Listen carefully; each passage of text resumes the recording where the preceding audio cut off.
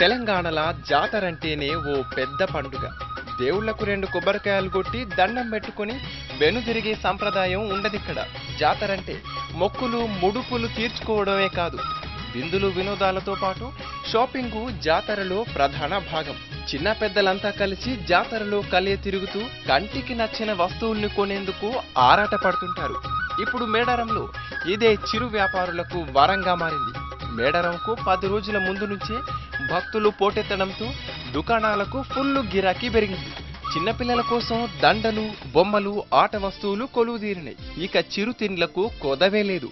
గాజులు, మట్టెలు, గొలుసులు అమ్మే షాపుల వ్యాపారం బాగా సాగుతున్నది.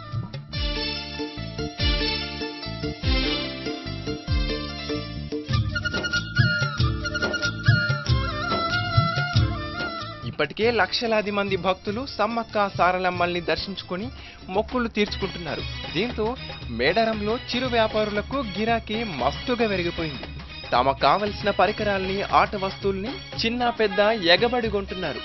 అసలు జాతరకు 4 రోజుల ముందు నుంచే అమ్మకాలు బాగా జరగడంతో చిన్న వ్యాపారులు పెద్ద ఎత్తున ఆనందాన్ని వ్యక్తం చేస్తున్నారు. అమ్మవారి దయ వల్ల సంపాదన ముందటేడు కన్నా ఎక్కువగానే ఉన్నదంటున్నారు.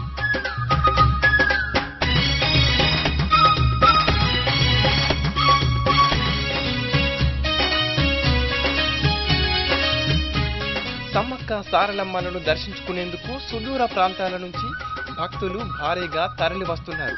ముందుగా జాతరకు చేరుకొని మొక్కులు అప్పగించిన భక్తులు షాపింగ్ చేయడానికి బాగా ఆసక్తిని చూపిస్తున్నారు. ముఖ్యంగా అమ్మవారి ఫోటోలు, దేవుళ్ల చిత్రపటాల్ని కొంటూ భక్తి భావాన్ని ప్రదర్శిస్తున్నారు.